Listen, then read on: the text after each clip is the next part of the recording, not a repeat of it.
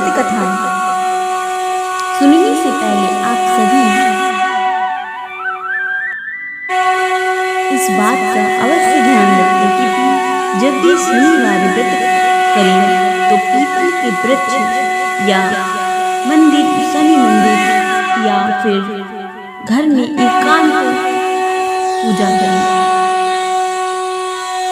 People का वृक्ष भगवान शनि को प्रिय है और वहाँ पूजा पाठ करने से भगवान शनि शीघ्र ही प्रसन्न होते हैं। भगवान शनि की कृपा प्राप्त करें, जीवन में सुख सुविधा का आनंद लें। तो बोलिए शनि भगवान की जय।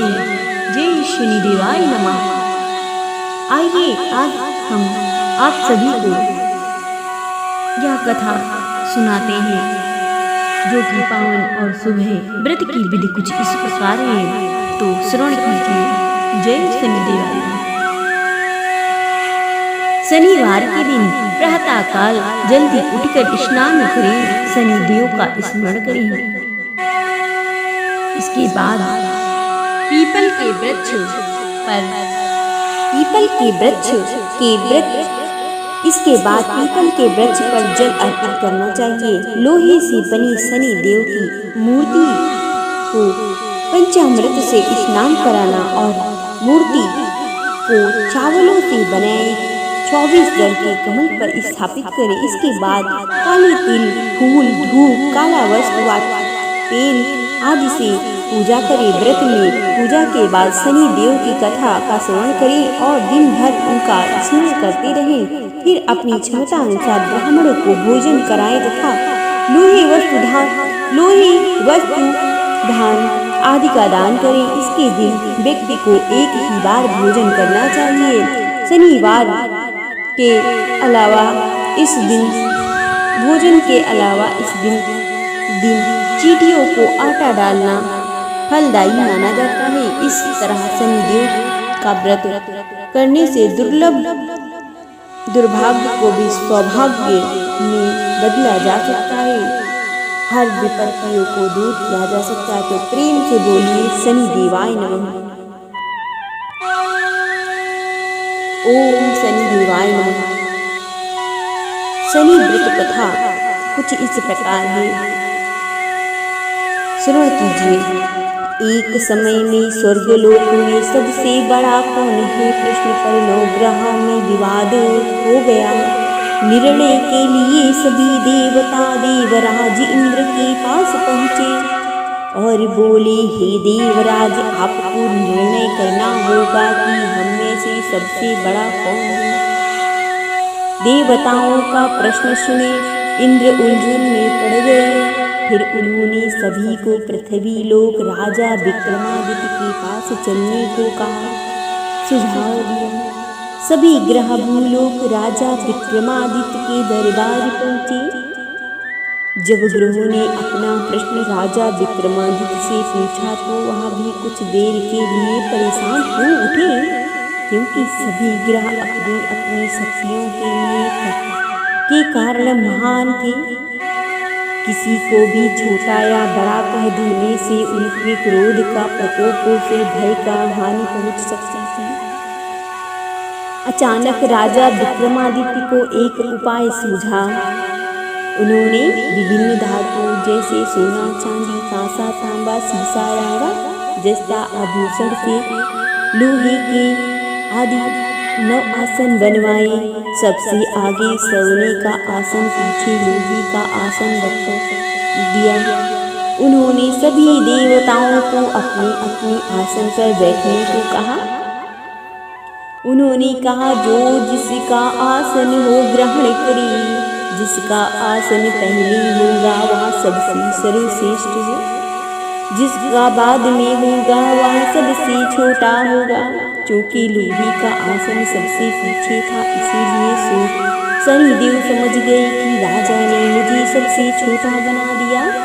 इस निर्णय से शनिदेव रुष्ट होकर बोले, हे राजन, तुमने मुझे सबसे पीछे बैठाकर मेरा अपमान किया है। तुम मेरी शक्तियों से परिचित नहीं हो।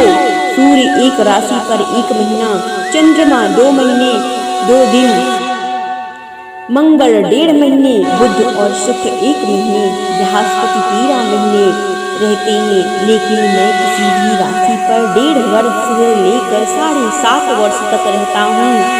बड़े बड़े देवताओं को मैंने अपने प्रकोप से पीड़ित किया है। अब तुम भी मेरी प्रकोप से सावधान रहना। इस पर राजा विक्रमादित्य बोले, जो कुछ भाग्य में होगा देखा जाएगा। इसके बाद अन्य ग्रहों के देवताओं को प्रसन्नता के साथ चले गए, परंतु शनिदेव बड़े क्रोध के कारण साथ वहां से विदा लिया। कुछ समय बाद जब राजा विक्रमादित्य पर 7.5 की दशा आई तो शनिदेव ने घोड़े के व्यापारी का रूप धारण किया और बहुत से घोड़े के साथ विक्रमादित्य के नगर पहुंचे। राजा विक्रमादित्य ने उन्हें घोड़ों को देखकर एक अच्छा सा घोड़े को अपनी सवारी के लिए चुना। उस पर चढ़े राजा जैसे ही उस घोड़े पर सवार हुए, वह बिजली की गति से दौड़ पड़ा। तेजी से दौड़ते हुए घोड़ा राजा को दूर एक जंगल में ले गया और फिर वहां राजा को गिराकर गायब हो गया। राजा अपने नगर लौटने के लिए जंगल में भटकने लगा, पर उसे कोई रास्ता नहीं मिला। राजा को भूख प्यास लगी। बहुत घूमने पर उन्हें एक चरवाहा मिला। राजा ने उससे पानी मांगा। पानी पीकर राजा ने उसे चरवाहे को अपनी अंगूठी दे दी और उससे रास्ता पूछकर जंगल से निकलकर पास के नगर में चल दिए। राजा नगर पहुंचकर राजा एक सेठ के दुकान पर बैठ गया। राजा के कुछ देर दुकान पर बैठने से सेठ को बहुत बिक्री हुई। सेठ ने राजा को भाग्यवान समझकर उन्हें अपने घर भोजन पर ले गया। सेठ के घर में सोने का एक हार खूंटी पर लटका हुआ था। राजा को उसे कमरे में छोड़कर सेठ कुछ देर के लिए बाहर चला गया। तभी एक आश्चर्यजनक घटना घटी। राजा के देखते देखते खूंटी सोने की हार को निकल गई। सेठ ने जब हार गायब देखा तो उसने चोरी का संदेश राजा पर किया और चोरी के संदेश के अपने नौकरों से कहा कि इस परदेसी को रस्सी से बांधकर नगर के राजा के पास ले चलो। राजा ने विक्रमादित्य से हार के बारे में पूछा तो उन्होंने बताया कि खूंटी ने हार को निगल लिया है। इस पर राजा क्रोधित हुआ और उन्होंने चोरी के अपराध में विक्रमादित्य के हाथ पांव कटवाने का आदेश दिया। सैनिकों ने राजा विक्रमादित्य के हाथ पांव काटकर उन्हें सड़क पर छोड़ दिया।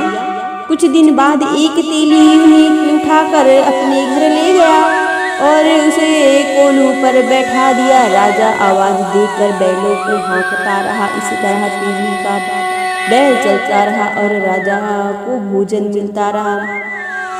शनि के प्रकोप की 7.5 पूरी होने वर्षा ऋतु हुआ। वो वर्षा ऋतु हुई। एक रात विक्रमादित्य मेघ मल्हार गा रहा था। तभी नगर की राजकुमारी मनभावनी रथ पर सवार होकर उसके पास से गुजरी। उसने मल्हार सुना तो अच्छा लगा और दासी को भिजाकर गाने वाले को बुला लेने को कहा। दासी लौटकर राजकुमारी को अपंग राजा के बारे में सब कुछ बता दिया। राजकुमारी उसके मेघ मल्हार से बहुत मोहित हुई और सब कुछ जानते हुए भी उसने अपंग राजा से विवाह करने का निश्चय किया। राजकुमारी ने अपने माता पिता से जब यह बात कही तो वह हैरान रह गए। उन्होंने उसे बहुत समझाने पर राजकुमारी ने अपनी जिद नहीं छोड़ी और प्राण त्यागने का निश्चय कर लिया। आखिरकार राजा रानी को विवश होकर अपंग विक्रमादित्य से राजकुमारी का विवाह करना पड़ा। विवाह के बाद राजा विक्रमादित्य और राजकुमारी तेली के घर में रहने लगी। उसी रात स्वप्न में शनिदेव ने राजा से कहा, राजा तुमने मेरा प्रकोप देख लिया है। मैंने तुम्हें अपने अपमान का दंड दिया है।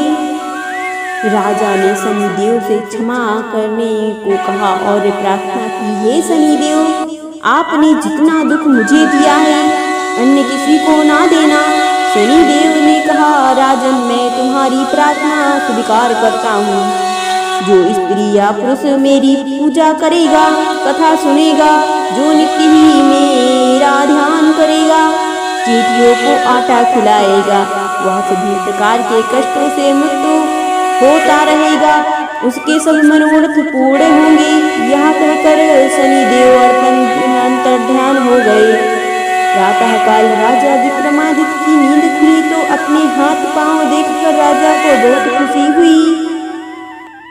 उन्होंने मन ही मन शनिदेव को प्रणाम किया। राजकुमारी भी राजा के हाथ पांव सलामत देखकर आश्चर्य में डूब गई। तब राजा विक्रमादित्य ने अपना परिचय देते हुए शनि के प्रकोप की सारी कहानी सुनाई। इधर सेठ को जब इस बात का पता चला तो दौड़ता हुआ आया और राजा विक्रमादित्य के चरणों में गिरकर क्षमा मांगने लगा। राजा विक्रमादित्य ने उसे क्षमा कर दिया, क्योंकि वह जानते थे कि यह सब तो शनि के प्रकोप के कारण हुआ था। सेठ राजा विक्रमादित्य को पुनः को अपने घर ले गया और उसे भोजन कराया। भोजन कराते समय वहाँ एक आश्चर्य घटना घटी। सब देखते देखते उस खूंटी ने हार उगल दिया। सेठ ने अपनी बेटी का विवाह राजा के साथ कर दिया और बहुत सा स्वर्ण आभूषण धन आदि देकर राजा को विदा किया। राजा विक्रमादित्य राजकुमारी मनभावनी और सेठ की बेटी के साथ अपने नगर वापस पहुँचे तो नगरवासियों ने हर्ष के साथ उनका स्वागत किया। अगले दिन राजा विक्रमादित्य ने पूरे राज्य में घोषणा करवाई कि शनि देव सब ग्रहों में सर्वश्रेष्ठ हैं। प्रत्येक स्त्री पुरुष शनिवार को उनका व्रत करे और कथा से सुने। राजा विक्रमादित्य की घोषणा से यह शनि देव बहुत प्रसन्न हुए। शनिवार का व्रत करने और व्रत कथा सुनने से शनि देव की अनुकंपा बनी रहती है और जो जातक के सभी दुख दूर होते हैं। तो प्रेम से बोलिए शनिदेव भगवान की जय। ओम शनिदेवाय नमः।